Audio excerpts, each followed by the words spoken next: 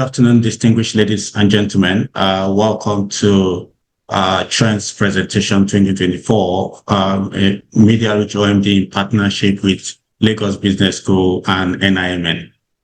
This is a great opportunity for me as I sit as the Managing Director of Media Reach OMD. My name is Onaibi Stephen Oluwatoyin. In the room today, Emmanuel, could you put up there? Thank you. Welcome once again. My name is Stephen Oluwatoyin Onaibi. I am the Managing Director of Media Reach OMD Nigeria. You've seen a couple of videos around Media Reach OMD. I am super excited because the partnership is championed with Lagos Business School and the National Institute of Marketing of Nigeria. At this point, I'll do a bit of introductions. We'll get into the details of this session. So in the presence of everyone today, I think we're very privileged to have the DG of Akon, Dr. Olalekan Fadolapo. It's been a privilege to have it all. We've got a couple of panelists on this call. Professor Uche Uzo is a professor of marketing at the Lagos Business School. I call this guy my mentor. He is a fantastic marketer. ID Enang is the president of NIMN. I've got Titilope Akamu. She's an insight manager, very experienced, and we've got a lot to get out of her today because I think she represents the younger generation of this panel, and we look forward to get a lot of insights from her. Opeoluwa Filani is the GM of Showmax. Video on demand has become a part of our lives, and he's going to share a lot around his experience regarding this platform. Matt Hammond is the Regional Director for Geopo West Africa, and Ronan Redmond is the Director and Chief Revenue Officer of TVC Communications. So on behalf of Media Reach OMD and the partners, I welcome you to the 2024 Trends presentation, and we look forward to creating more opportunities, getting more insights to drive our businesses in 2024. Thank you. Next slide, Emmanuel. Before we kickstart this session, I personally feel like Nigeria is a great country. We've gone through a series of challenges. I think we're an evolving country. I personally believe that as a Nigerian, we've got massive opportunity to grow. This video sets the tone for this session, and I'll urge you to take some few seconds, listen to the video, and we'll kick into the main event itself. So, Emmanuel, should.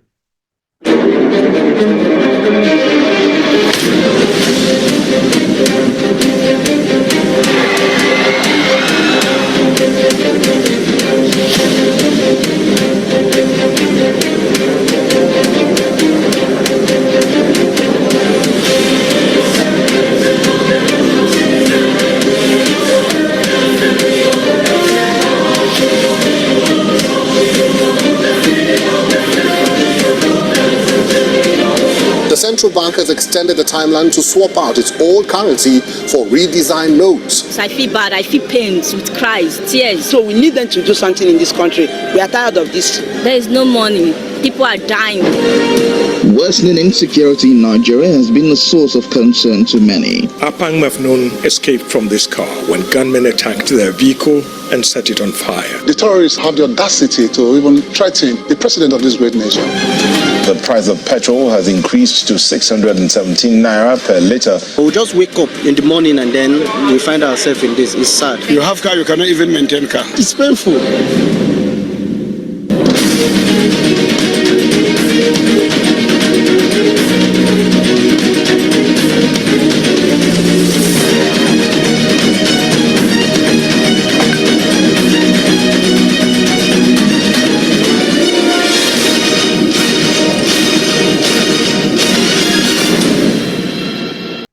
Ladies and gentlemen, you agree with me that the spirit of Nigeria is the most important factor in this room. If we are all dedicated people, we are the energy in the room as Nigerians is massive. I've lived across countries and I can see a Nigerian in the room when I identify that person because there's a lot of energy, there's a lot of positivity in us, and we need to strive driving that conversation.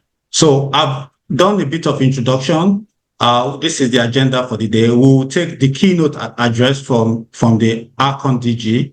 We'll move into the top trends 2024 for markets, get into the top trends 2024 for consumer, and top trends 2024 for media. Post that, we'll get into the key panel discussion, and for us, we're likely going to unearth a lot of insight of the panels and see how we could take advantage of it in 2024. So without wasting time, I will introduce the keynote speaker to take us through the keynote address. Doctor, please, if you don't mind, if you can hear me, you can kick in. Good afternoon. Good afternoon. Can you hear me? Yes, I can. Hello, good afternoon. Can you hear me? I can hear you, Doctor. Hello. Okay. Hi, Doctor. Distinguished guests, panelists, dear colleagues, and stakeholders, it is my great pleasure to welcome you to the third edition of the annual trend presentation. Theme for this year is Top Trend in 2024, Unlocking Insight Media Consumer Market. This event has consistently left an indelible mark on the industry, offering profound learnings and insight from which the entire advertising industry ecosystem has benefited. The platform has not only promoted collaboration, but has also shaped decision-making among media owners, consumers, and advertisers. I must commend the thought leadership initiative by Media Reach, OMD, and Lagos Business Group for creating a partnership that is worthy of emulation and holds great promise and potential as we strive to continue adding value to the integrated marketing space in Nigeria. Nigeria, the giant of Africa, remains the largest consumer of market on the continent, with a growing and young urban population. It is projected to be among the top 20 economies of the world by 2030, and by forecast by the PwC, PricewaterhouseCoopers, to reap the benefit of this promising future. It is imperative that we challenge ourselves to meet and set global standards and practices, becoming a beacon to others. Although Nigerian GDP growth for the last decade has been a journey of resilience and recovery, we have faced challenges and we have also witnessed significant growth and development. Despite these challenges, we remain optimistic about our economic prospects, bolstered by our vibrant entrepreneurship energy and potential for job creation and innovation. As we all know, marketing communication plays a major and critical role in this overall future growth, acting as a catalyst for commerce, which in turn drives economic prosperity for all. Economic prosperity is measured as an increase in gross domestic product, GDP, which is defined by the combined value of all goods and services produced within a country in a year. Global economic growth is often driven by consumer spending and business investment. Trade is central to ending global poverty, with countries open to international trade and tends to grow faster, innovate, improve productivity, and provide higher income and more opportunities to their people. Innovation leads to growth, and new ideas as well as technological development are applied.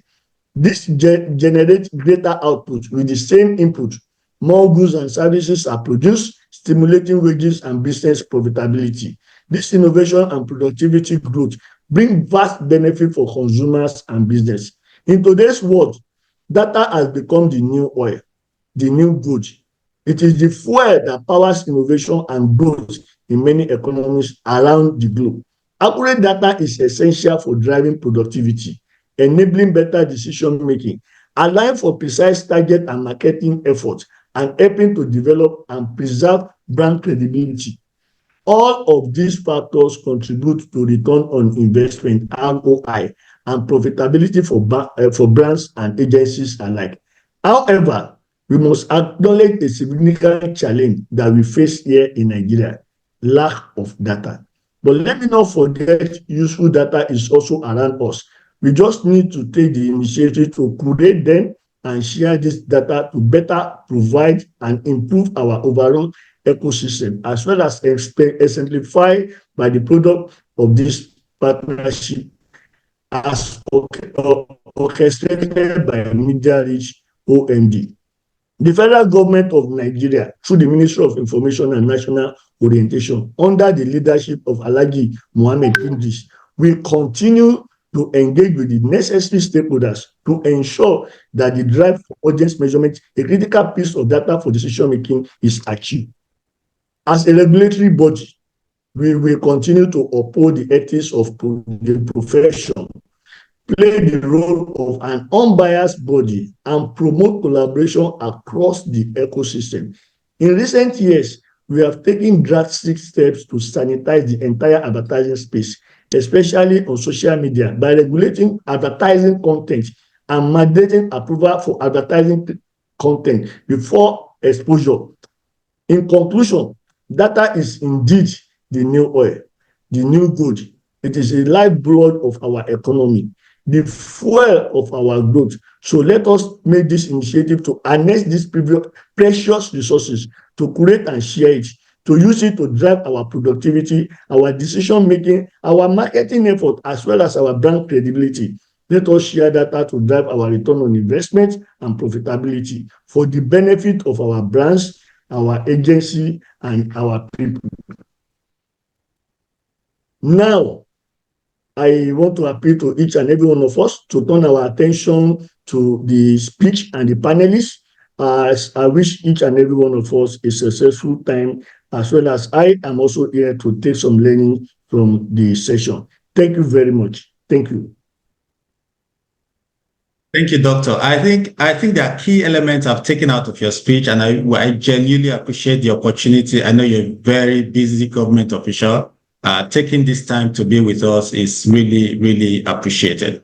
There are key things I've taken out. Collaboration. You started with the core essence of collaboration as an industry. I think that's where we sit as OMD, LBS, and NIMN. I think it's very, very important for us to collaborate going forward if we really have to grow the pie in our industry. You also mentioned stuff around insights.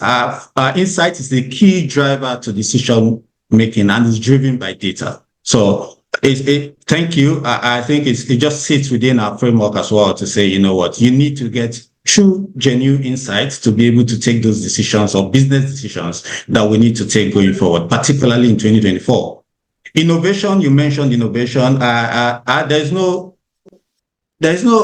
artifact around the fact that if you don't innovate, you're likely to die as a business. I think it's something that we've taken to heart, and it's something that we need to look at to make sure that as the world evolves, the consumer is evolving, we need to innovate to remain constantly relevant. The consumer is the king. I always say that if we do all this without the consumer at the heart of the conversation, I don't think we will win. I think you also mentioned that, and you touched it in your speech as well. What excites me most about what you said is data is fuel. Like, data is the new oil that will enhance what we do. I think beyond data, clean data and relevant data is also very important. Thank you very much. On behalf of the entire team, I said we genuinely appreciate it, and we look forward to more collaborations going forward with ACON and key stakeholders in the industry. Thank you.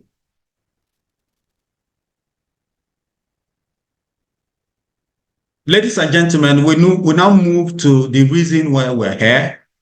The objective of this trends presentation, we've segmented them into three. We're going to focus on the key trends in markets. We'll focus on the key trends amongst our consumers, and we'll focus on the key trends in media. The primary objective as a media agency is to understand the dynamics around our business and around the consumer. We can as well say to ourselves that we focus on media, but the truth about it is that our business is fueled and by media to drive growth, but there are other elements within the market ecosystem, and there are other elements within the consumer that's also very important. This partnership is driven on the basis of this. So on behalf of the team, I hereby invite Prof to come in and take us through the first part of the presentation in terms of trends. But before we do that, we've gone on the streets. We've genuinely gone on the street to really get to understand what the consumers think regarding the market, for you to get some other street insight. I personally believe that if you get on the street, there are a lot of insight you could get. We've gone on the street to get Vox Pop that takes us or initiates the conversation from where we move to the market trend. So go ahead and play these videos, few seconds, and get what the guys say on the streets. Increase in petrol affect everybody in Nigeria. I don't really see the effects that much because I don't really go out. I travel a lot. So what that has done for me is that it has cut down the frequency of my travels. The fuel price has actually affected transportation. But the thing is, the moment I decided to step out, almost like 5-10K don't go. Before, when I fuel my full tank of my motor, maybe 15,000, but now 45,000. So I can't go everywhere I go again. Basically, I've had to cut down on my hobbies, and that put a lot of stress, some kind of stress on me. Let me say in transport fare. The cost of transportation is so high, and that has also meddled into, the cost of food and also rent. A bag of flour that we used to buy before, let's say 15,000. The bag of flour is going for 50K now. So these things are chain reaction. I cannot do without traveling. I can't do without water. If I had to say data, I cannot do without it, because data is the connectivity of life. Aquafina, honestly. Bottled water, that one I had a drink most times because I take water a lot. Like they told us that 3,500 will last me for 1 month, but I have, over the time, noticed that it lasts me for 2 days. They should keep to their word. Before, when life was still good, 10 MB, we can spend it for we can use it for 1 month and you will not even finish it. There is no money. The way this data disappear, we don't understand. Subscription is not something someone can do without. So if there's a reduction in the price, at least it will reduce the amount of money we spend on data. Network issues should just be eliminated. Totally, it will be okay for people like me. By reducing the tariff, you should try and reduce your tariff. Because at times when you do this at 2.5, it doesn't even last anymore. So, and it's not easy. It's not easy trying to get funds to do data.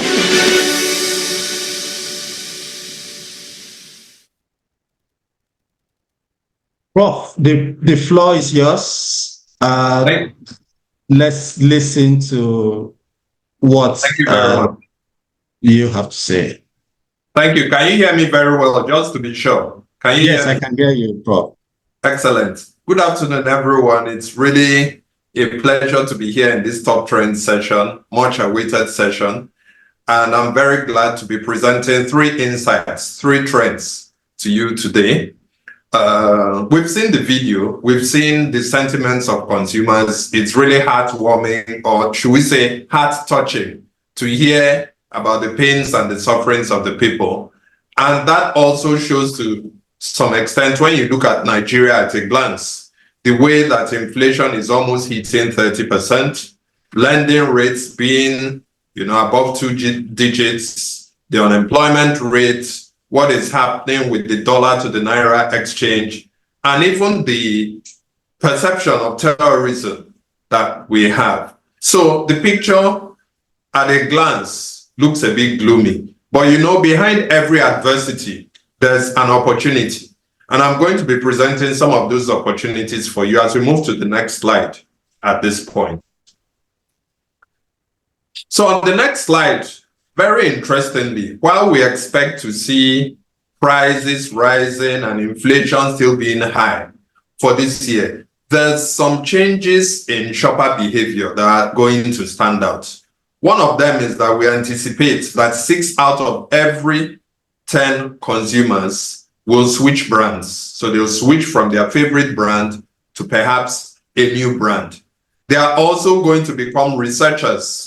So they are going to be researching very carefully about every brand before they buy. Nobody wants to waste the limited money they have in their pockets. But what I find more interesting is that creative consumption is going to be on the rise. What that means is that as people buy and use, they are going to want to use the same product or service for multiple purposes. Purposes even different from how those who manufactured them or produced them did. And that's a hidden opportunity for innovation. The other interesting one is impulsive buying. 6 in every 10 of those shopping this year are going to be impulsive in the sense that they will buy discretionary items, but they are also likely to be ready to buy some new surprising items that are thrown at them for good offers. So if we move to the next slide, the other interesting trend is about affluent buyers in Nigeria, the premium customers. Despite how gloomy the picture is, they are still going to buy what they usually buy. So those of us in the premium segment expect to see your people buy. But then they are also going to buy smartly. They'll be going for those products and services that connect to them emotionally, that deliver the right type of emotional and functional experience. And so we also have to be mindful of that. And so moving on to the next slide, the trend, if we want to summarize what we're seeing, is that there's going to be an evolution of conscious commerce among consumers. And what this says is that buyers are going to buy more smartly this year. And so that has some implications, which in the next slide we will see now. On the side of media players, it just means that we have to be more dynamic in the way we plan for engaging the customer, dynamic in the platforms we use, dynamic in our strategy, dynamic in the way we receive and manage feedback from the customer. On the side of the consumer, they are going to be more unforgiving to us in the sense that if you don't walk your talk, and you offer something different from the experience you promise, they are going to come after you. And they will be paying close attention to reviews from other customers in making their decisions. Those of us on the marketing side, we know about the brands we serve. This is a time to think about rationalization, portfolio rationalization. We can no longer be all things to all men and women. We need to step back and see which brands should we keep on our shelves, should we keep in our portfolio, and which ones should we painfully do away with. I think this is a time for taking tough decisions, and that is what this trend is calling us to do. So we move to the next trend now that is important to look at, which is very exciting. It's about influencer marketing, and you all know this. We use influencers, a lot of us in the media, a lot of us who push brands. Interestingly, if you do the numbers, our celebrity Davido, that is well known not just in Nigeria, Africa, all over the world, the estimate, according to research, that he makes from making 3 to 4 Instagram posts is almost the same as what the current US president earns per annum, which gives you an idea of how rich a lot of these macro influencers become. On the next slide, I'm going to show you just a quick clip about one of these.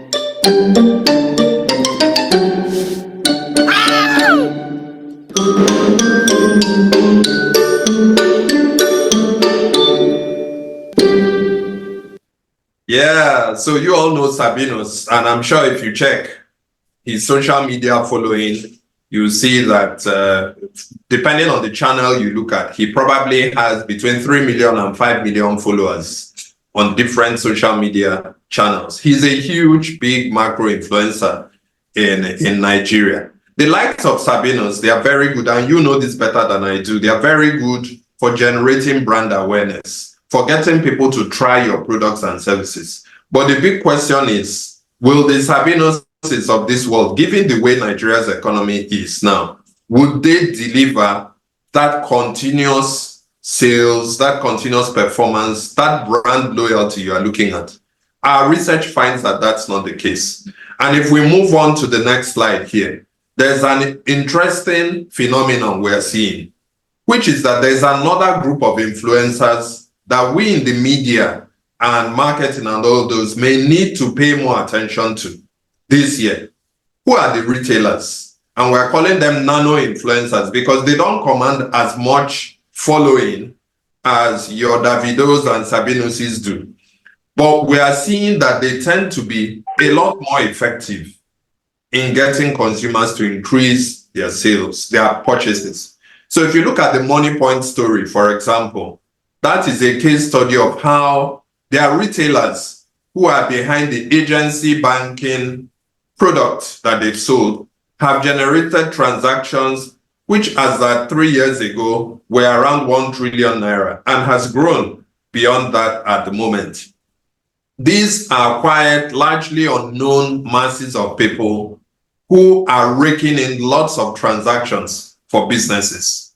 Yet we spend a lot of money paying to macro influencers who provide maybe short-term, immediate, quick wins, but the actual long-term sustainability of that interaction with the brand will need to be done with nano influencers. So what we project as we see what's happening this year, seeing that we have a wide, powerful retail network in Nigeria, is that retailers will become major influencers for generating sales. And that has implications for businesses. One clear implication on the media side is that the media players are going to need to step back and decide on what their retail influencer strategy should be for their business. And also on the consumer side, it's a time for looking at partnerships, for understanding your consumers. Because again, the retailers tend to be at the very end, retailers and their salespeople, those closest to the end customer, whether in B2B or B2C interactions. And therefore, seeing what kinds of partnership opportunities there could be would be important. And on the market side, this is a time for thinking about some kind of influencer loyalty program, profiling your influencers, deciding what should the macro guys do versus what should your nano guys do. And in the nano network, keep an eye on retailers if you use them. So moving on to another trend now, we enter into the world of AI. Very exciting, is the buzz, is what everybody is talking about. But here we are looking critically at what AI will be doing for Nigerian businesses and Nigerian consumers. And I want to highlight here the case study of MTN, who a few months back announced a new partnership opportunity where they said they're going to be using generative AI a lot more for their digital content and for their consumer engagement. And they have 3 objectives in mind.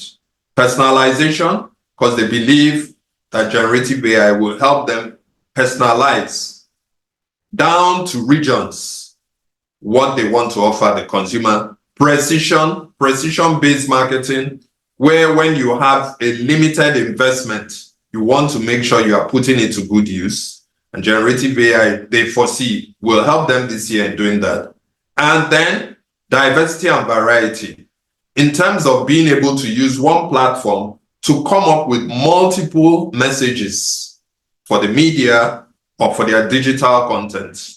And this is very, very interesting if we move to the next slide, because even on the consumer side, we see some level of interaction with generative AI, which is also going to affect creative advertising and digital marketing. So for instance, we find from the preliminary study we've done here at Lagos Business School that 90% of Nigerian consumers use generative AI for one particular aspect of their transaction behavior. But the interesting thing that we see also is that they don't yet trust, 66% of them are yet to trust generative AI when it comes to product or service search. They want to check offline, they want to call their influencers, they want to reach out. So there's still a trust gap when it comes to generative AI. But then chatbotting as a way of engaging consumers is huge and is projected to increase as we move on this year in Nigeria. So that takes us to a trend in the next slide, which is that AI will transform the way digital marketing and creative advertising is done in Nigeria. And we all have to brace up for that because there are some implications that we foresee. One of those implications is that media players would need to step back and leverage AI tools efficiently to reduce their cost of operations. Generative AI, if properly used, can be a way to be more strategic about spending, to do away with excess fat when it comes to offering services to clients. On the consumer side, we are going to see a lot more of content creation on the side of the consumer. And that can be a great pool to draw from for user-generated content, but also for focusing on what really matters, what the consumer won't be able to get through generative AI. And the last aspect here is that on the marketing or market side, I think that generative AI will offer a great opportunity to be more precise, to offer more personalization of offerings, and also on the cost side is something that will be useful to brands. So these are trends to keep very much in mind in this year as we move on. And I thank you for listening as I hand over to the next speaker. Thank you very much. Thank you very much, Prof. When you have a professor of marketing speaking, I like the organized structure of the approach, to be honest, from data to the trends and how we can take a lot of learnings from it, which I think is something that I must really commend you for. Conscious commerce is something that you've called out, and I look forward to how that evolves. Retailers, which for me, I know we've had initial conversations around this. Retailers as influencers, I think as business people, there are segments that we've genuinely, I don't know if it's intentionally, but genuinely we've been ignored them, and they are decision makers at the point of purchase as well. And I'm sure you lay credence to that as well. When I'm buying something, the retailer says, I think you can taste this brand versus that brand, I think I'm likely to take that decision. So we should look out for it. Thank you. AI is a buzzword. I like the way you said it's a buzzword. It's a buzzword, but the truth about it is that it's coming to us. I think in the past we used to, when we get into global conversations, we used to think that, it's a foreign thing. But the reality about it is that I think we can see that coming through, and we look forward to how that transforms the way we do business and the way we do marketing communications. Thank you very much, Prof. We now move to the next part. I think is the core of this conversation, because as business people, if you don't really attract the consumer, there's no way we can win. So even in media planning, in terms of segmentation, the way we think about our consumers, the consumer is the king. We can say it in rhetorics, but the truth about it is that if they fail to use your brand, I don't think we can win. The guy I am very excited to introduce, I don't know if Matt is on the call. Matt, are you there? Indeed, I am. Good afternoon. Fantastic. So Matt is Matt and Jopo, and I think I call them symbiotic names. Matt and Jopo in my head are the same. We built strong relationship with Jopo across West and Central Africa, and we're very proud to say to you, the best place to present this part of the trends presentation. So Matt, over to you. Thank you very much. Thank you very much. Yes, and my apologies for you can't see my face. I even picked up a nice shirt at the market this morning in Abuja, where I am right now. And you don't get to see it. I have a camera issue, it seems, on my laptop, but you get to hear my voice. Just to make it easier for you, Matt, we have an intro video that sets the tone to your presentation again. So if you don't mind, I'll let Emmanuel play this video before you kick into the presentation. Excellent. The top 5 brands I spent my money on last year were, in no particular order, Sportsybet, transportation, food, Airtel. I spent money on data, house rents, Data, on data, internet and airtime, Jumia Food, Chicken Republic, food, transportation, Airtel, education, electricity, iPhone, that's Apple, Everwater, transportation, e-hailing services, that's Bolt, Uber, transportation. What can they do differently to make my life better? They can do a lot of things. So the brand should just, go beyond just, providing just data. They should also seek out for a way of creating, job opportunities for young graduates. for transportation. Thank God for BRT, but BRT is getting very expensive. They should help us reduce the fare. I think MTN should at least do one community service. It could be hospital, it could be school. Aquafina, they can try to come, maybe they can organize maybe a fitness training, maybe in a street, then they organize water, or maybe they go to any special center, any maybe general hospital or gym. They can just try to just do their thing in just a way to just bring back to the community, just to support the community back. It is very, very good like that, just community service.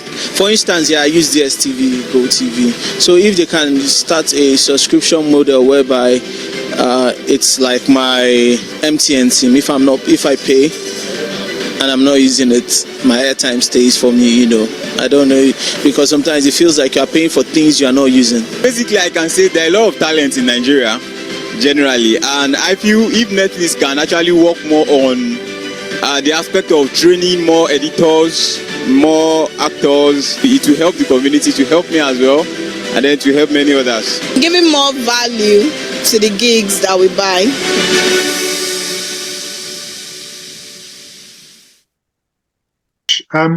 Great. So thanks again for inviting me. And to kick off in terms of the trends that we've noticed on the consumer side, and it's drawn from various data sources and a kind of a general sense of collecting hundreds and hundreds and thousands of interviews.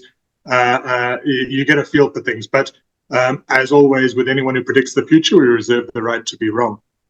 The first trend, though, that we identify is the continuing movement of Nigerians, and it's happening in many other countries in Africa as well, towards health and wellness. And you can see from this is actually from the panel that we run with OMD Nigeria that tracks basic profile of this is the profile of our panel in terms of some of these psychographics. You can see there's on the left there, I like to look neat and simply dressed. That is not surprising. This is Nigeria. Everyone likes to look good. But if you look at what follows up behind that, I really look after my health there on the right. And what I want most to be fit and active there on the left.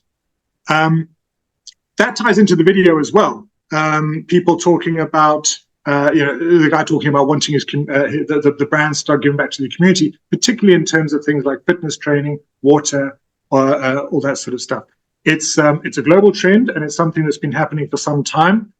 It will always be held back by price, but gradually we're seeing this permeate through from the affluent class down into the rest of the population. Next slide.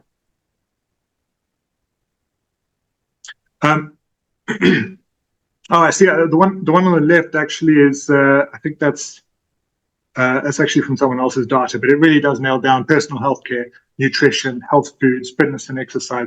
Those top four really all about. It's less about how you look these days, more about how you actually are. And you can see on the right there. This is from an audience survey we conducted last year. And obviously, there's some pretty obvious genres of TV content which are popular. This is pan-Nigeria. But if you go down the scale, sure, health and wellness is only at 11%, but 11% of the Nigerian population is very significant. And if you compare it to, for example, reality TV, Big Brother, and so on, it's pretty much neck and neck, which is, I think, quite an interesting insight that paints a picture. I see two hands raised. I'm not sure if we're going to address these along the way, or maybe we have a question answer afterwards. Purpose of time. May I ask every participant to chat their questions? There's a team looking at all the questions. When we get to Q&A, those questions can be raised as part of the questions for the panelists to respond to. And any of the guys that presented can also take opportunity to answer those questions. So if you don't mind, just chat your questions. There's a chat capability on the platform. So put your questions in chat, and we can take it up from there. Fantastic. This was an interesting insight from a social media survey we did last year, and you can the URL is at the bottom if you want to go and have a look at more of the data. There seems to be a shift, and this is a fascinating insight, in that Nigerians still seem to overwhelmingly see social media as a positive thing in general. However, over half of the social media users that from our survey in Nigeria have taken a break at some point due to negative effects on your well-being. So consumers potentially are starting to put a bit of a backstop. They're starting to draw a line where they're saying, no more. My mental health, my sense of wellness, my happiness is starting to be affected. So I'm going to actually take steps to make myself healthier from a mental perspective, which is, again, that's kind of the shift globally, where people are starting to move beyond physical health to mental health. And I think it does seem to be starting to come through here. Again, it will start at the top end and gradually permeate down. Obviously, it's a particularly stressful time all over the world, and particularly in Nigeria at the moment. So it's not surprising that consumers are responding like this. Next slide. Yeah, so that's really the insight. It used to be associated with the affluent when we first noticed this about 6 years ago, but it is continuing to grow, and COVID certainly accelerated it. Yeah, so first insight there, or media insight potentially. Whenever we're tracking, whenever we're looking at working with traditional media data as practitioners. That channel, and this again is all over the continent. There's TV, there's radio, there's also cinema as a separate advertising channel. Despite the fact that cinema has been increasingly irrelevant for some time, and potentially, are we seeing gyms? If you think about a gym, there's TVs in the gym. You're there exercising, you're jogging on a treadmill. It's a captive audience for 30 minutes. They've got nothing else to do except watch that TV. So that's something to consider. And then, it's all the social media campaigns focus on the wellness and health and sort of comfort in many ways, mental and physical, of your target. And consumers will respond to that as well. They'll be looking for things that make them feel good, not necessarily in a shallow way or that sort of consumerist rush, but in a more deeper way that addresses their overall needs. In terms of market strategy, think outside the box. Wellness, goes a long way beyond physical health.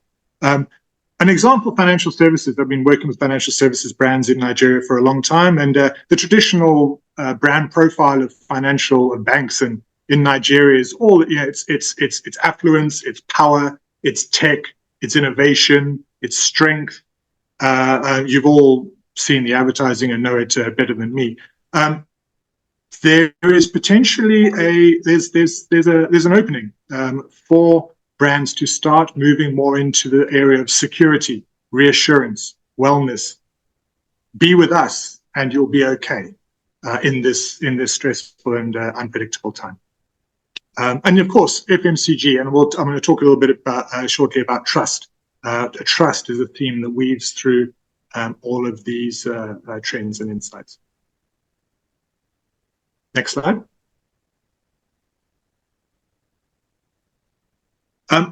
So revisiting, continuing the theme of trust, and this is data from the pre and post-election surveys we ran last year in Nigeria. And everyone again here knows more than me about exactly kind of what happened and what the feeling was in the street.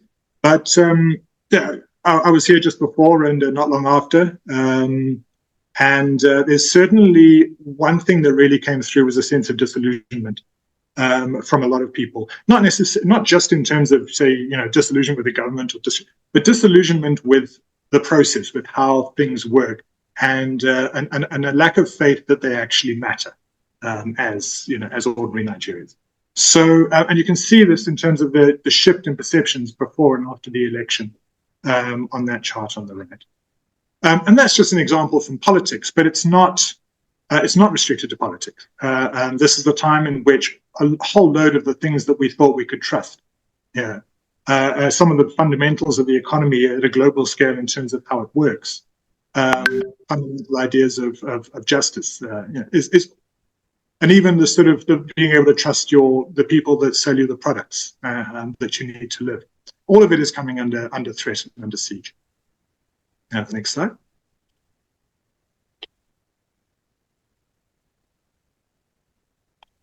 So that ties into something that we Prof touched on earlier about nano-influencers and the decline in the potential shift from macro-influence to nano-influencers. Again, this is from our social media survey last year. And it's not surprising, we saw how much it costs. That Davido is the most followed social media influencer. But if you look at the chart on the right,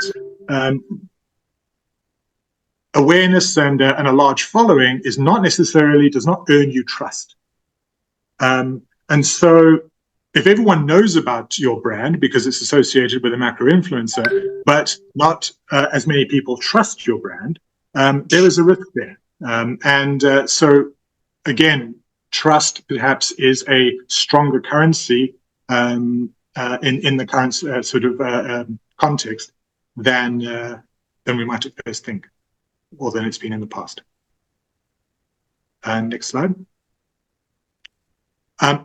This is another very, very interesting one from a fashion survey we did. And this is a couple of years ago, but it's if you want to know what the future holds, look at what young people are doing now.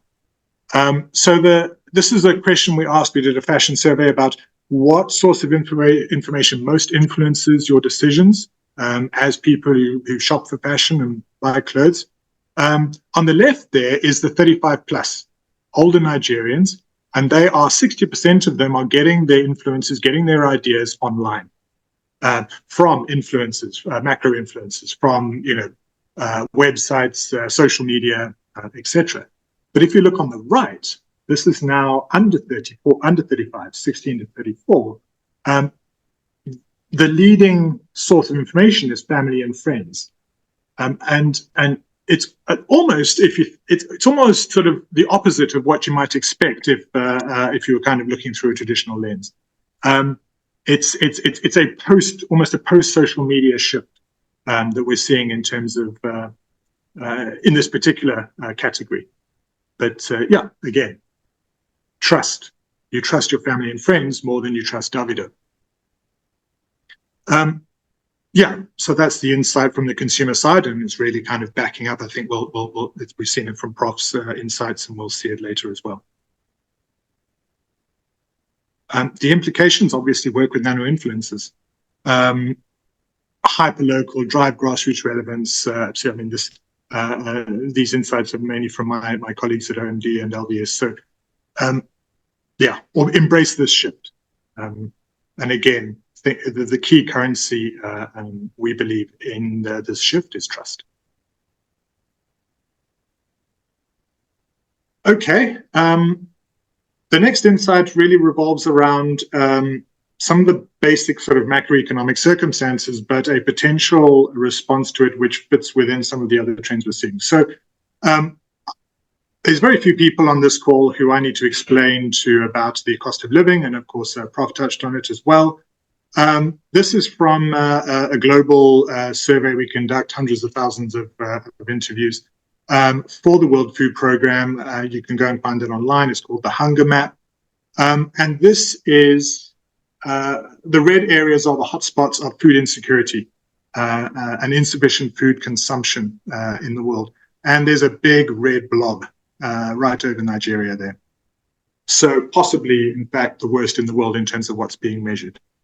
And obviously, so that's a critical concern. Then if we look at some of the wider economic context, there's a very dramatic shift at a global level to address the climate crisis. And I think most of us, particularly in the developing world, have a risk of being caught napping by just how drastic and fast this is going to happen. So, for example, legislation is coming in. It particularly looks at forested areas, and is particularly relevant to cocoa, which is, of course, as you can see on the right there, the second biggest export. This is in the case of the EU from Nigeria. And there's legislation coming in which prohibits the sourcing of cocoa from areas that are being deforested. And it's starting there. It's going to go everywhere. And everything that any country in Africa is exporting is going to have to come with certification to the EU and increasingly to the UK and other markets as well. It's going to have to come with certification that it's not destructive to the environment. Even if the business is compliant in that regard, actually getting those certificates of compliance is already proving in some countries prohibitively expensive and time consuming. So in that context, the obvious shift that we'll see everyone from your grassroots farmers up to producers making would be to try and enhance and grow the domestic market for your products. So potentially, there's given that the prices are so high, people have less spending power, we may see a return to local brands, provided, of course, those local brands can provide that foundation of trust. Go to the next slide. We see this reflected as a project we did a few years ago, but it really paints the picture of the landscape in this, particularly in the beauty industry.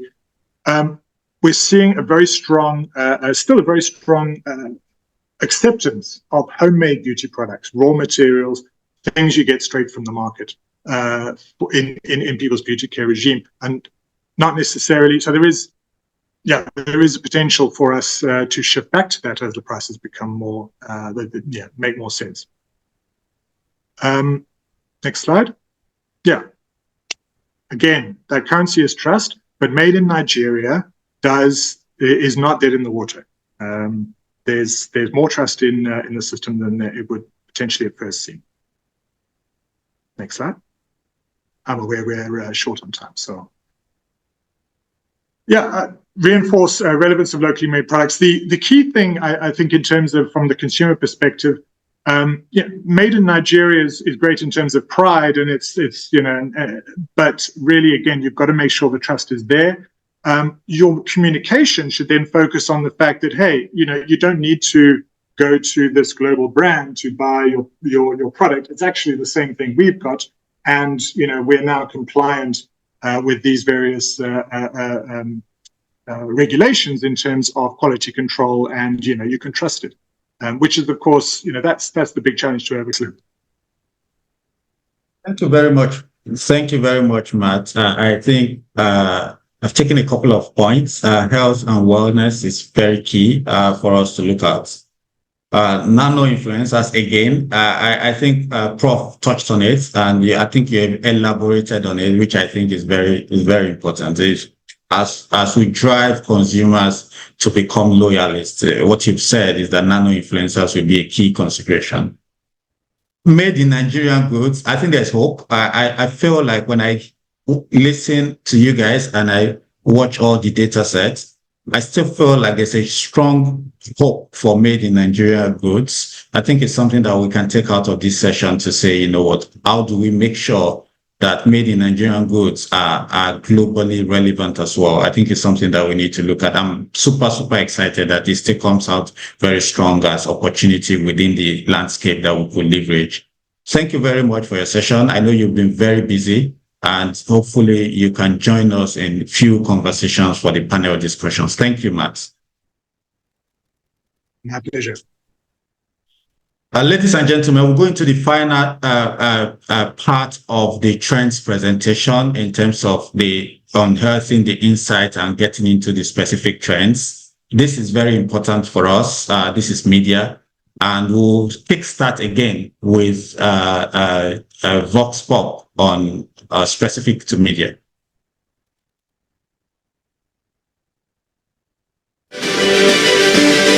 I watch movie. I use Netflix. I use Audiomack and Spotify sometimes. I use Netflix a lot, and I also use Showmax.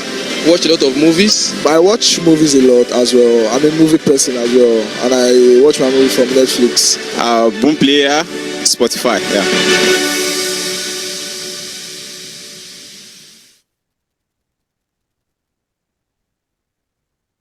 I've got two of my colleagues presenting this part. Emmanuel will kickstart the presentation, and Joshua will end the slides. So, Emmanuel, go ahead. Thank you very much, Steve. Please, can you confirm you can hear me? So I've been told by the production team, please chat your questions in the Q&A chat box. We will genuinely appreciate that, so we can download all the questions directly from there during the panel session, please.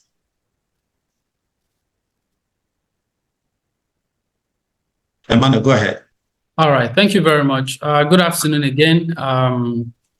So on the media trends, first off is we're seeing in Nigeria, where Prof has talked about, the impact of inflation, headline and food inflation, and this actually has a very direct implication or impact on cost of media, because for a market like Nigeria, unlike what we have in other developed markets, cost of operations is what would usually influence, overall rates from media houses. And based on this, the chart on the left, looks at the inflation forecasts.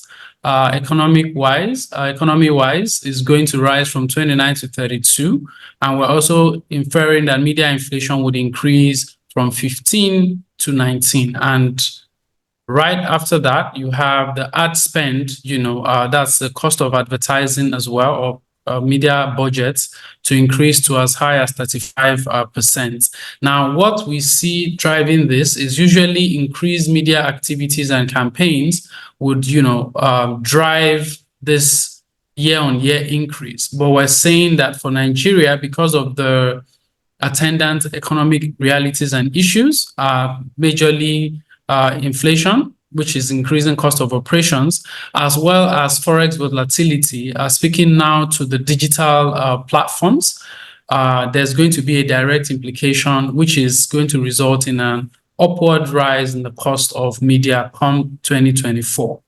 To be more precise, we already see this trend taking effect. The few big players that control at least 50% of the media investment have already taken rate increases, coming into the year 2024. And we foresee that this is going to, increase even more as others would follow suit.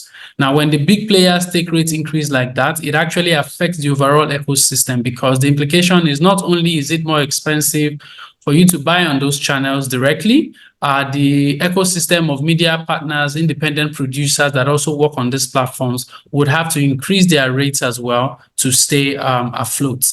So what we're depicting as a trend is the ad investment for 2024 would increase compared to 2023, but it would not just be as a result of increase in media activities, but primarily because of the media inflation.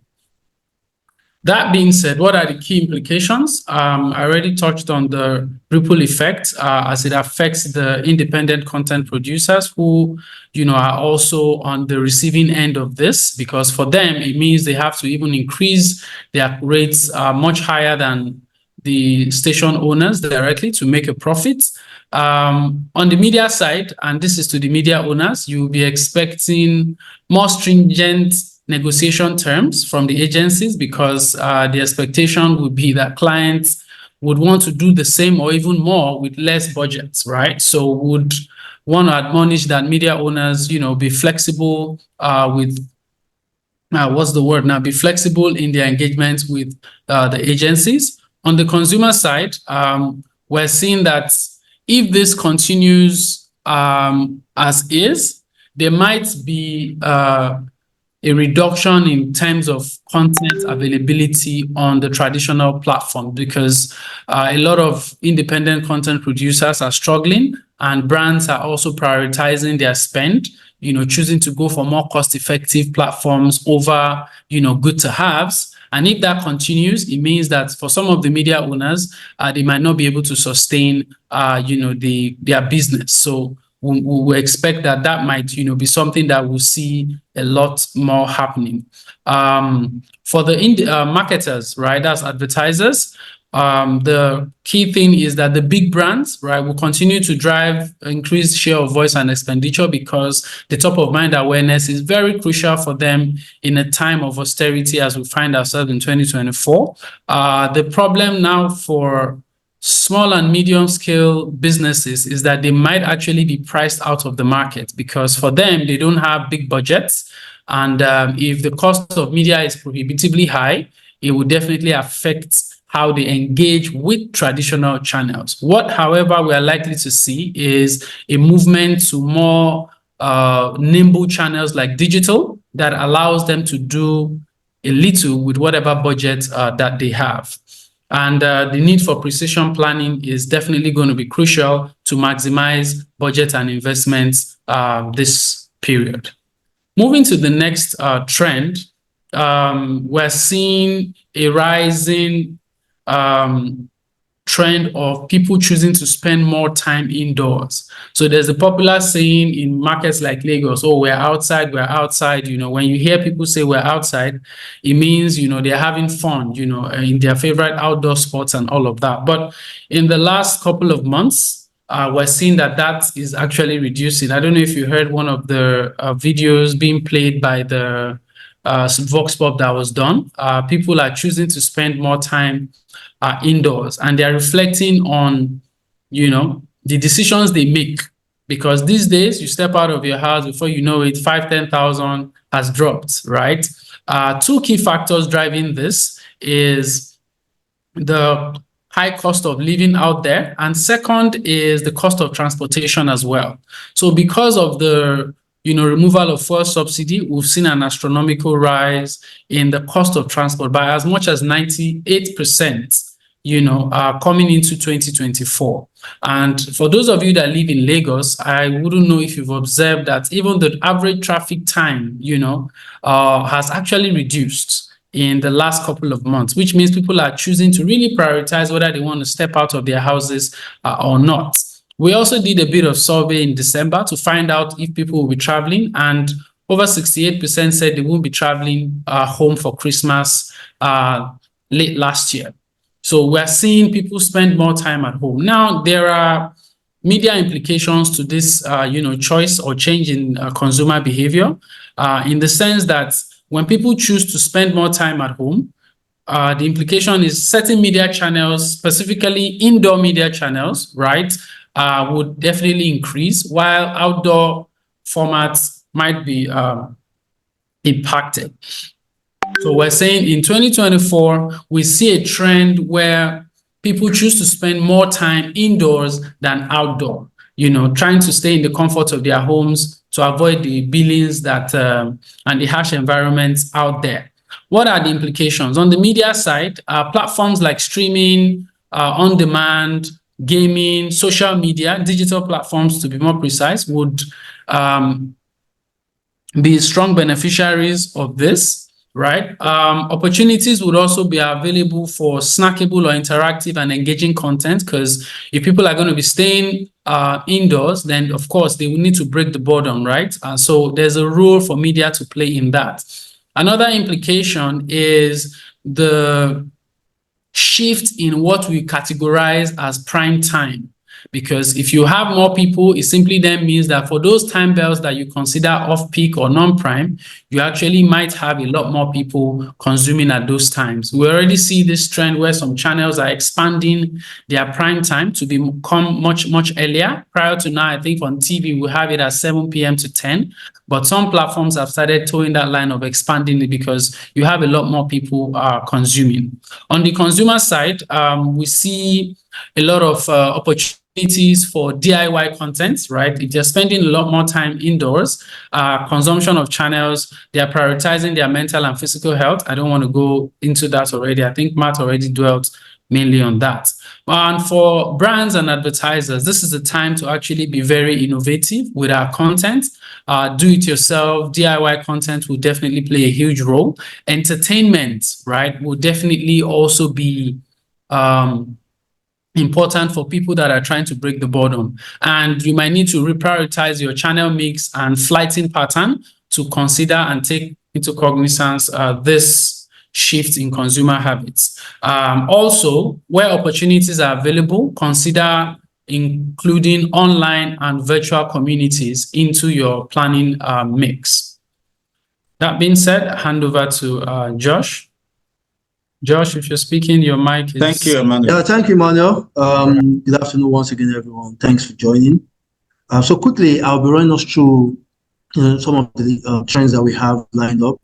Earlier on, Prof talked about the relevance of retailers who are now becoming nano influencers. And also talking about retail media platform is increasingly becoming relevant, where we see advertisers actually leveraging this platform to market to their consumers. Of course, we all know that. However, it's been said that this platform is fast becoming an advertising infrastructure itself. So just as we have TV, radio, out of home, or even the digital platform as big advertising infrastructure, the retail media platform is also becoming that relevant, so much so that according to work, in 2024, it's been estimated that a whopping $1.7 billion would be invested by advertisers on retail media. And if you look on the right, the chart shows the year-on-year, increment in terms of ad spend on retail media, such that retail media is fast catching up with linear TV. Next slide, man. Next to that is shoppable TV, which interestingly, it means by which advertisers, push out communication to their consumers from the comfort of their homes, right? So as you watch your favorite TV, program or show, you are also able to make purchase decisions just with the click of, buttons on your remote.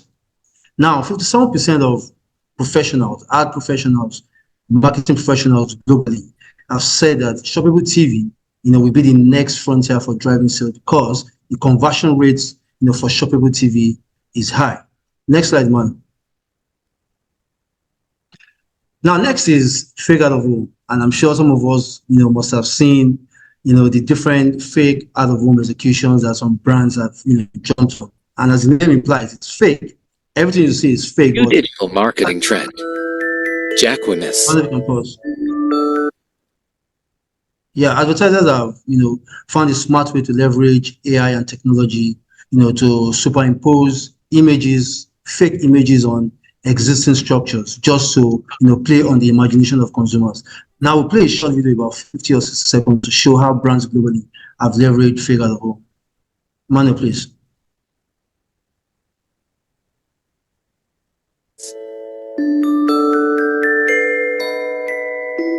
Maybelline.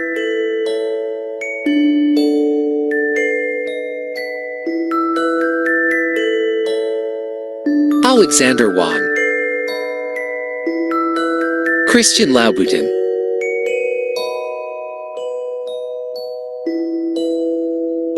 Official collaboration with Bordeaux, France. Promoting local wine in Bordeaux. Official collaboration with Paris, France.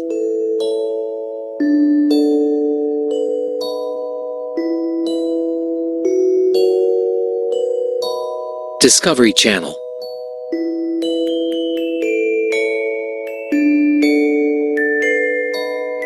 Barbie. Can you see him? So yeah, so that video, everything you see there is fake, right? And we even see some brands, actually leverage this platform here in Nigeria. And that takes us to the next trend, which is that we'll see an increased penetration of these new media formats like fake out of home, shoppable TV, and retail media in Nigeria in 2024. And what are the implications for media, consumer, and markets? For media, it will spoil a lot of creativity for media owners and content owners, because now, unlike your usual TV, radio, or out of home platform, they now have to come up with content that are adaptable to these new media formats. Also, budget will flow, in the direction of media owners or content owners that are able to use this new media formats to drive, business solutions for clients. So it's not just about having clients' ads on this platform. It's about how you're able to use that, to deliver on promises, on set KPIs.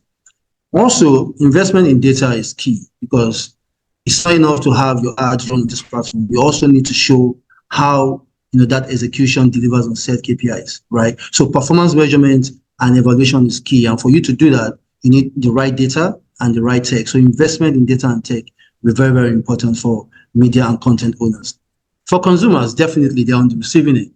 So it's going to be an exciting period for consumers, especially because of the creative and entertaining executions on this platform. For instance, like fake out of home. Also, your usual TV ads, come on during ad breaks. But with shoppable TV, for instance, these ads are integrated within existing content that consumers are watching, and also during those times where the attention level is high. So we're going to be seeing increasing eyeballs and an advantage, an opportunity for consumers, to leverage. Also, consumers will develop a natural positive disposition towards brands that are able to leverage these media platforms to excite them. For markets, so for instance, look at what it takes to put up an out-of-home, campaign on an out-of-home site. But with fake out-of-home and other, media formats, the barriers and logistical requirements, to pushing out your messaging is, greatly reduced, because now you're leveraging technology and artificial intelligence. Also, efficiency in connections planning is key, especially for marketers, because unlike your usual traditional platforms, you now have multiple platforms to ensure that you are able to effectively reach and engage the consumers. Next, Emmanuel. Okay, this is an interesting one.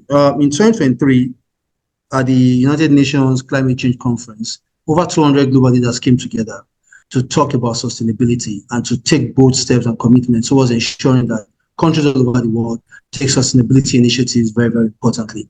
Next slide. And coming to Nigeria, we see recently Lagos State government, banning the use of styrofoam and single-use plastic because of the havoc that it causes in society. So taking a bold step towards, sustainability initiative. And immediately after that, we saw Chicken Republic jumping on that train, by asking their customers to ensure that they bring their plates when they're coming to their outlets to make a purchase, just to support, the Lagos State government on this initiative. We've also seen global brands who have done some fantastic work with respect to sustainability, one of which is John Walker.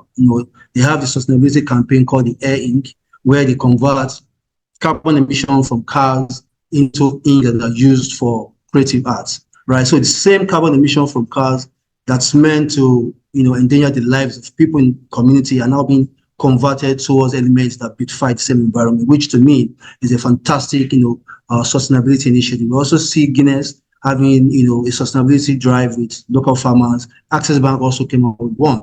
So we've seen a lot of brands, in Nigeria jumping on the sustainability, initiative. And that takes us to the last trend, which is that sustainability is not just going to be rhetoric, it's going to be an action word. It's not going to be a buzzword, but it's something that brands will definitely take, seriously in 2024. And what's the implication for the relevant stakeholders? Talk about media, consumer, and market. For media and content owners, it would be that they need to drive initiatives and content, that promote sustainability agenda, right? But not only about content, it's also about, like we said, it's going to be an action word. So as a media owner, you also need to ensure that you remain competitive and drive, differentiation for yourself by being sustainability compliant. reducing your carbon footprint. And imagine a situation where, an out-of-home, LED out-of-home owner or sites, has solar panel powered LED sites as against your usual, generators or whatnot. So that's going to be an out-of-home media owner actually driving sustainability, and that in itself drives differentiation for that particular media owner. On the consumer side, consumers are the ultimate beneficiaries of any sustainability conversation. And more than ever this year, they will throw their weight and their support behind any sustainability initiative. So much so that when it comes to making purchase decisions, it will be to the extent that they look out for sustainable products or even sustainability logos on the products that they buy. Now, from the marketing side, you all agree with me that sustainability is good PR for any brand that's able to drive that initiative, right? It gives you, enhance your brand image. But then we see global corporations who have footprints in Nigeria, coming in with the big budgets to support sustainability, initiatives for their brands in Nigeria. But that may pose some level of challenge for local brands. But one of the smart ways to outflank them would be to look at sustainability from the point of view of how it affects the ordinary Nigerian, driving emotional, and local relevance. And lastly, there's a great opportunity for investors, for companies, because there are investors globally who are looking for companies that are sustainability compliant, to invest in those companies. So, ladies and gentlemen, this takes us to the end of our train. Emmanuel, next slide. And thank you very much for joining. I think in the next slide, we have a list of all the trends that we've talked about. Emmanuel, if you can hear me. Yeah, so just to very much, Emmanuel and Joshua, this is the summary of all the 10 trends that we've gone through. We've taken a lot of time. I think there's value in the 10 trends, and we're looking forward to how this shapes the way we do business as marketing communications experts, as business people, and as leaders in the industry. Thank you very much. I think we'll move straight forward to the next part of the session, which is the panel discussion. Emmanuel, next slide. So I've introduced the panelists before, and Prof, ID, Matt, Titi Lope, Mr. Filani, and Ronald. If you're there, Prof, are you there? Matt, are you there? Please, could you confirm? Okay, let me start with you, Ronald, if that's fine. I think there are a lot of pressure when it comes to inflation. You've gone through diverse experiences across countries and across industries. But my question to you, as a member of the panel, is that how can media organizations adapt to economic uncertainties and maintain financial stability? The truth about it is that every media owner or media partner is in business for profit. And in the context of what you've seen, what would be your advice for media organizations? Well, first and foremost, Stephen, just congratulations to you and everybody else on what has been an absolutely fantastic and very informative webinar. So thank you. To answer your question, as media owners, we are not immune to the economic issues and the challenges. Our businesses are based fundamentally on audiences and advertisers, and audiences are consumers. They're impacted by consumer price inflation. Advertisers, their bottom lines are impacted because the cost of selling and the cost of producing is going up. Our biggest concern at the moment at TVC is our staff. Our staff are our assets. We have 500 staff. They are greatly impacted by inflation. So first and foremost, we've got to be empathetic to our staff. We've got to try and ease the burden on them. In November last year, we gave a flat 30% pay rise to all our 500 staff to try and help ease the burden. So first and foremost, it's protecting our assets, and our assets in media are our staff. But then to take it to the wider business, well, what do we do? Well, without stressing the pun, we follow the trends. We listen to what was presented today. We look at the consumers, what they're engaging with, and we change and amend our content and our editorial around what we see the consumer trends. So we'll work with our producers around creating more content around health and wellness. And then in terms of advertisers, we look at what you suggested about Nigeria first, and we'll start creating, I suppose, bespoke opportunities for Nigerian small to medium enterprises to come on our shows and our home produced shows and to show their wares to the audience. So it's as simple as that. We take days like today incredibly seriously. We take the trends presented by the Prof and by Geopol and by OMD, and we literally amend our business model accordingly in the months and year ahead. Thank you.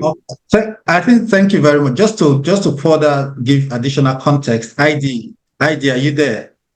Is it? I think you've got massive experience when it comes to content, when it comes to marketing, and when it comes to managing people. I think from a business perspective, is it possible for you to just give some insights on specific factors contributing to media inflation? I think Ronan had talked about people, but I think it will be of great value based on your experience to give some key nuggets around the key factors contributing to media inflation in the landscape that we find ourselves, and how advertisers are adapting or likely to adapt to these changes. At least for the benefit of advertisers, there's a lot of value that you can bring to the table, if you get what I mean. If you could please give us some bit of factors that we could look at. Yeah, Stephen, thank you very much. And it's a privilege, and I consider it a privilege to be with you all. And thanks to everyone that has made this happen. You know, just listening to the entire presentations by Prof, Matt, and Emmanuel and Josh, what comes out very clearly is that the entire ecosystem is challenged. The reality, I must say, is that it's not new, to be honest. We've had this at different times, and what has always happened is that you have two sets of people. There are those that are prepared and there are those that will react. And one of the things that jumps out clearly is that many people will stop believing in planning. They will stop believing in planning and they will say, what's the use in planning?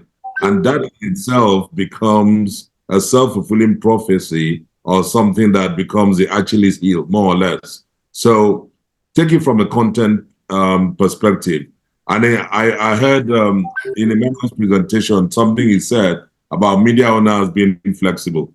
If you run a media house from a business standpoint, where your transmitters are and your equipment are all Forex based, are you now going to sit down because an ad agency or an advertiser is telling you to be flexible and listen to what they are going to pander to? The answer is no. Everybody, wants to survive, and in surviving, you need to see what the drivers are. The first driver in this whole series is the consumer, who has already started giving you hints that we are going to downtrade. We are now going to focus on the things that are going to be more important. So the issue is getting insights as to what constitutes important in the repertoire of the consumer. Very many years ago, I had the privilege, when I was at the Coca-Cola company, as brand manager, managing the Kenya country. One of the things that we used to do would be a food basket study. And I don't know if that is being done here, but if you do a food basket study and take certain outlets, you'll find that certain brands and products on the top 10 will fall through simply because of that inflation. Now, that inflation is an indication of the consumer price index. What do you expect will happen to media? It's going to cascade across, because that consumer is not going to patronize that brand anymore. That brand becomes what he or she will take as a substitute. And once it becomes a substitute, it means that somebody is not utilizing that factor more regularly. So the entire system, Stephen, will be challenged. But the good news is that everybody is in the same boat. What will make the difference will be those that are close to the call, close to the ball, and this kind of session where insights are converted to actions will actually help people stay above the lead. And that's really what I would like to say. You know, it will be an era of thriving because conscious commerce has kicked in, and everybody is going to be conscious, whether business owner, whether buyer, whether seller, or even motivator or influencer. Everybody will kick in. I thank you, Heidi. I think why you think about the insight and the forward approach, leveraging data. I think one of the key things that has become very relevant in our lives, which I think Matt touched on it, is artificial intelligence. So I'm sure Titi Lope knows I'm coming for her right now. So I think it's very refreshing when I see a lot of people, maybe some schools of thought think that artificial intelligence is going to take our jobs. I personally don't think that way. I think it will be an enabler. So for you, Titi, if you're there, how do you think that AI-driven analytics contributes to more effective measurement approach and optimization of digital plan? Do you think that it's a plus, or do you think that it's a minus? What are your thoughts? Hi, thank you so much. So I too don't believe that AI is coming for our jobs. I too believe that AI is just as a tool, just like how we have laptops. I think where people get hesitant about AI is because it's unfamiliar. Just like imagine back in the day when Excel came, people were used to their calculators and typing, and Excel came into the game, and you can do a host of things in like 2 seconds with a formula. That's how AI is. I think AI is a tool.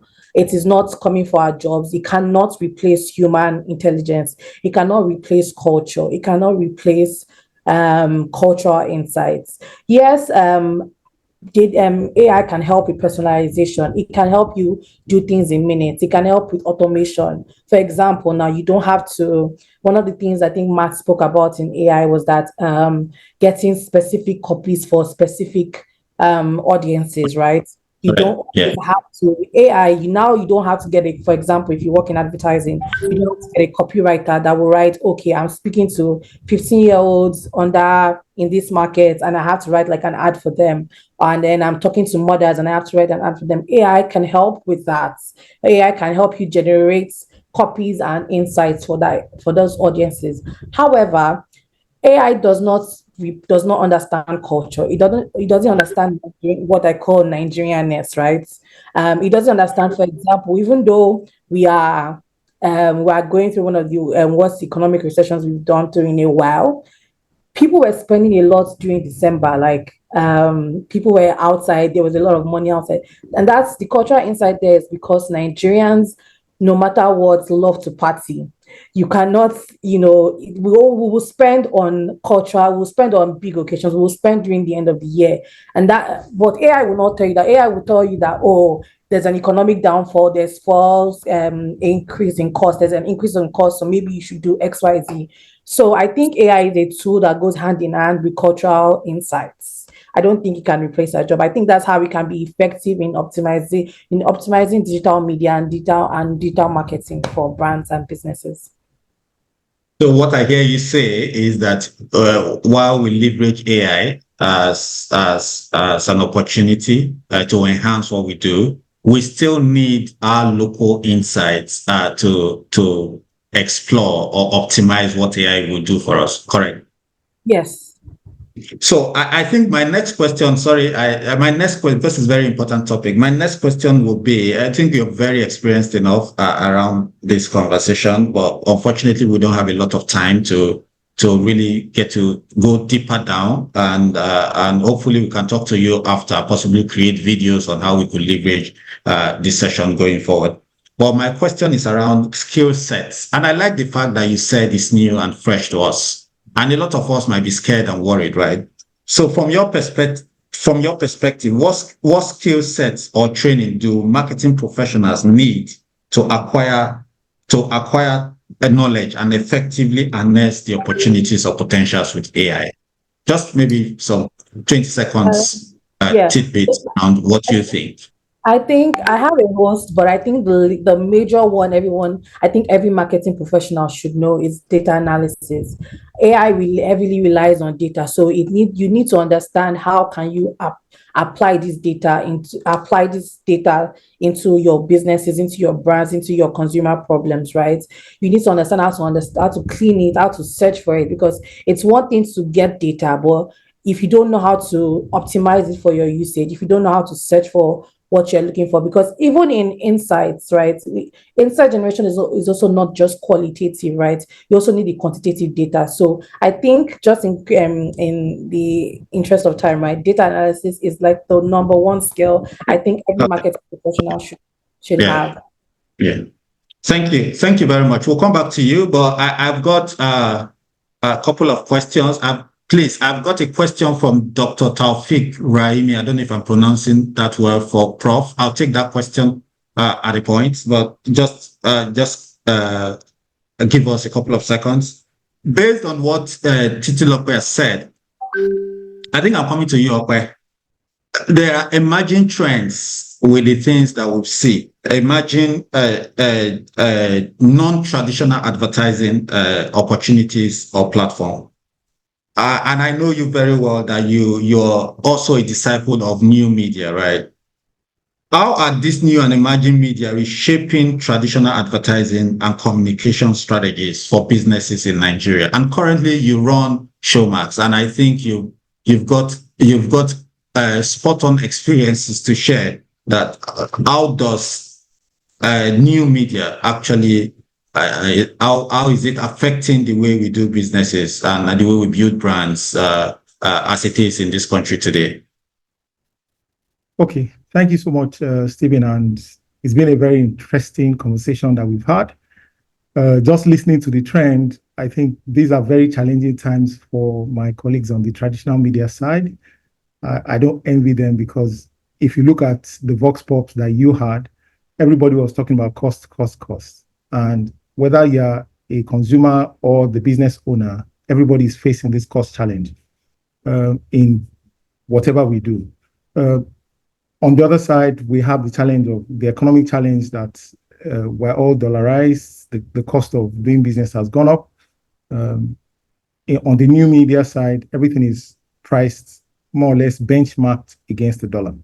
But if we come back to the trend in itself, we know that as much as possible within the new media space, and I'm going to speak specifically to Nigeria, what platforms are these new media used?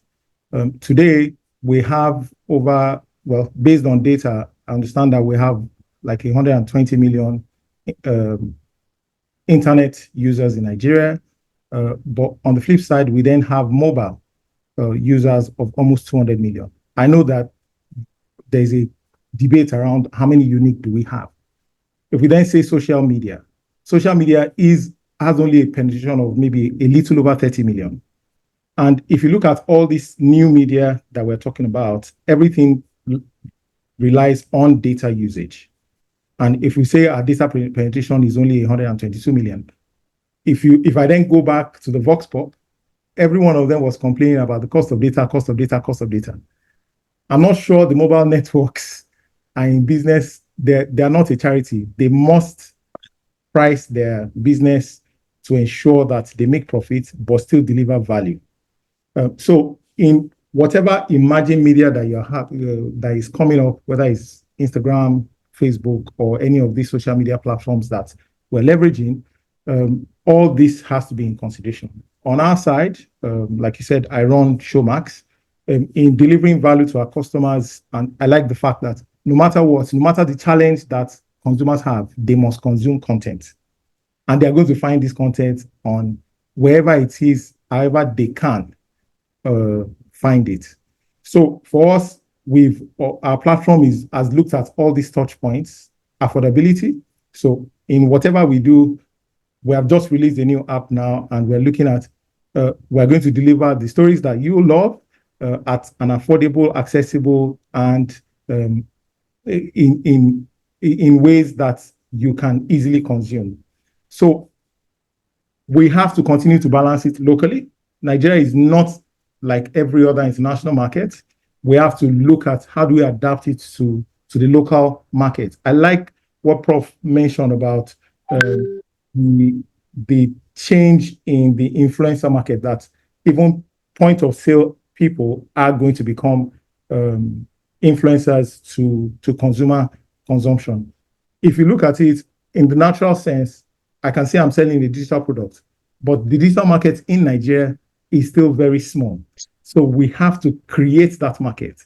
How do we create that market? By using the point of sale people to enlighten the people that are consuming this, what we are selling, and ensure that they even understand it, because they want what we want to, they want what we're selling, but they might not know how to access it. Thank you. Thank you. Okay, thank you. I wish I had more time to. I am still going back to this very interesting question for Prof. This question is from Dr. Taufik Raimi. Prof, if you're there. Very long question, but I'll try to summarize it. It started with, it's very instructive to notice that most of your interviewed customers, product and goods trends in 2023 were food, data, transportation. Only one mentioned rent. I would like to ask Professor Uchenna, what is driving this consumer's behavior change? If Maslow's hierarchy of human wants, psychological needs at the bottom of the pyramid, food, clothing, and shelter, works no more longer in a modern day Nigeria or across the world. I'm trying to understand the context of that question. What specialized marketing strategies should practitioners in real estate business, housing, for instance, do more to grow their market share and attract increased customers to their fold in 2024? Prof, I don't know if you want to take a stab at that. I think he sent it. Yes, the loaded question is almost like a PhD type. When I saw question. Well, I will. I'll take a stab at it. So let me say that we've seen a shift in spend priorities, given the shrinking of the Nigerian consumer's pocket. So you may have had top 10 spend items, which were maybe food, utilities, transportation, and so on and so forth. What we're seeing now is those spend priorities are still there, but the ordering of what comes first, what comes second, third, and so on has shifted. And we know with the way petrol prices have gone up, people have had to reprioritize and say what is most important. So that's the shift we are seeing. And Maslow's hierarchy still applies, but there's a shift in what people consider to be their top spends. Now, to the question about real estate marketing, I think this is a great opportunity for those in that space to re-diversify in terms of what they are offering. Can you still hear me, please? I can hear you. I can hear me. Okay. So while there's this shift in Nigeria economically, there's been a rise in diaspora investments within the real estate marketing sector, for example. A lot of people who are leaving the country after leaving are choosing to invest on their own property. So I think this is an opportunity for those in that space to step back, study the markets they operate in again, and review the consumer segments they serve, because that is where the opportunity is to tap into this reprioritization that we're seeing amongst consumers. So I think that's my view. Thank you. Thank you, Prof. And now I don't want to lose Matt's insights, and I'll straightforward go to Matt. I think a question came from Osamede. Matt, if you could take that, what would the panel rate marketers' understanding of AI on the scale of 1 to 10? I assume Osamede is asking the question in the context of Nigerian markets. So Matt, just before I go into the next question, if you could take a stab at that and possibly rate, might just be based on your insight and researches that you've done, a way of trying to say, in your opinion, this is the rating of marketers' understanding of AI in Nigeria. Thank you. I would rate my own understanding of AI approximately 2 out of 10. And I'd say probably marketers in Nigeria are in the same boat. So I think we're all very much in the dark. We've only begun to scrape the surface. And those of us who are old enough to have been through various revolutions over the past 30 or 40 years, you know that it's never turns out that the impacts are never in the way you expect. So yeah, I'm going to leave that there but I mean, I do agree that AI, I hope that AI will help us to do more than the time we have, rather than, taking away the need for us at all as human beings. And I do think that there are reasons to hope in that direction and reasons to be optimistic, and there's no point being the other way. Right. Thank you. I hope that answers the question, but I think I'll move to the next question for you, Matt. Right? You've presented, I think, from a data perspective, from your experience across, or Geopost experience across the continent and across the globe. I think I want to ask you this question. Looking ahead, what will be your recommendation to businesses to make strategic decisions in advertising going forward in the face of this economic turmoil? And to be honest, talking to a couple of my friends, and I told them that we sit in Nigeria, we think that the pressure is just in this country. I think it's a global pressure, in my opinion. But we're in Nigeria, right? So we're here because we're feeling it because we're here. There are other people across the globe that are feeling even possibly more pressure, right? But the truth about it is that from a data perspective and from your experience, what will be your recommendation, strategic recommendation in making advertising decisions going forward as business people? I'm going to sound like I'm pushing my business here, but in all honesty, and it doesn't matter whether you work with Geopol or anyone else, and there are all sorts of sources. Sorry, one moment. Sorry, give me 1 second. Bank Industry Building. Thank you. Sorry, I'm arriving at a meeting. But you need to have data. Decisions has never been more important for decisions to be data-driven.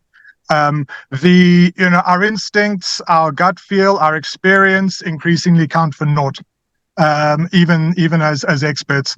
And so you have to get data that's up to date. You have to get data that's relevant. And there are an increasing number of ways in which to get it. You don't have to go to Geopol. Of course, we'd love it if you did. Matt, I think I perfectly agree with you.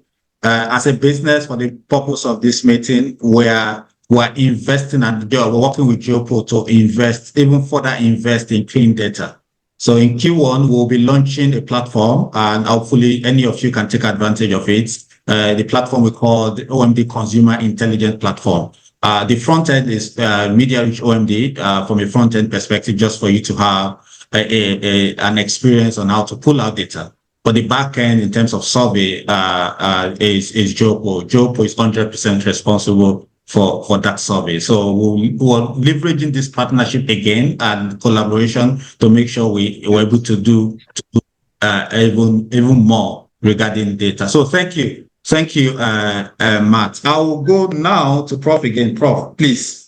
Sorry, I need to bother you again. I think you touched on consumer. Can you possibly identify the specific consumer behavior or trends that have contributed to the success of retail influencers in Nigeria so far? While we look at it as a future, as we look at 2024, but the question is, there are some data set that you shared that we strongly feel, MoneyPoint is a good example. We strongly feel that it's there, but maybe we're not looking at it. What do you think is the key factor that contributed to the success based on where it is so far? So in my view, there are a couple of reasons why this has become the case. I mean, one that comes out very, very strongly is that customers or consumers, they want more availability, more accessibility, and more visibility for the brands that they consume. And this is something we tend to take for granted. Retailers are at the core of visibility, availability, and accessibility, whether digital retailers or physical retailers. And I think that's something that has driven this trend. Another one is the growing distrust that customers are having for brands that don't walk their talk. And they are having to listen more to those at the point of purchase for taking decisions than the very brands themselves. In fact, research is showing that in certain parts of Nigeria, store loyalty is overtaking brand loyalty. People are choosing to believe more those who sell than what is actually sold. And I think the last idea that I think is driving this is the increasing switching that we're seeing. And as you mentioned, Steve, earlier, a lot of our consumers are now relying on retailers and those at the point of purchase to guide them in their switching decisions. And I think these are some of the reasons why we're seeing this rise. Thank you, Prof. You taught me, took me a class in marketing, so I'm not surprised about the way you've detailed your response. I'll come back to ID, please. I am very, very interested in business growth. I am very particular. As an agency, our job is to deliver a promise of better decisions faster. And the reason why that is very important for us is that our decisions will fuel business growth. So I think this leads me to my next question. ID, how can advertisers strike a balance between maintaining quality and cost effectiveness in their creative and media planning processes? Primarily because the objective at the end of it all is to deliver business results. I don't know if you could give some insights around that. Yeah, thanks, Stephen. And this will actually depend on the sector in question, and the different sectors account for different models or modus operandi. But one thing is very central to it, and that is about making money. If the business is not making money, forget it. They won't invest. Rather, the business is going to find ways in alternate forms in which they can still skate through and walk through. Now, you've mentioned the word creative content and all of that. Now, I'm taking the liberty to segment this within the context of, let's even take fast-moving consumer goods. The whole notion around positioning is very key. This is a time where advertisers have to really understand why they're in business and who they are looking for. Now, you talked about, I think it was in the presentation. I think I've been prompted, ID, that I need to round up, if you don't mind, because of time. I think we've exhausted the time. I only have 3 minutes to round up, if that's fine. Okay. Right? Yeah. I'll say to you, as advertisers, you need to understand who your audience would be. Now, if I want to focus, I would focus on mainstream, and then I would go premium. This is a time when advertisers should have premium brands where they can actually milk the cow. And that way, they'll have enough fuel to drive the growth, to communicate, to do marketing, and also get to the consumer. Otherwise, being at the bottom of the pyramid, you would not have enough money to even advertise. That would be my 2 cents worth. Thank you. Thank you very much. On behalf of the team, I'll say thank you to everyone. I wish I have more 40 questions. We're going to make sure, my commitment to you as a business lead is to make sure that we respond to most of those questions that as much as possible, either directly or possibly publish find a way to publish it. I'll get back to you guys on how, but we'll find a way to communicate. It's a digital world, so we'll find a way to communicate, because the essence of it is to get value for this session. I genuinely thank all the members of the panel for their contributions. I wish I could tell you, give me your 20 seconds message before we close, but we don't have that time. I use this opportunity to thank the entire team members that worked on this project, from NIMN to Lagos Business School and to Media Reach OMD. We've got massive support from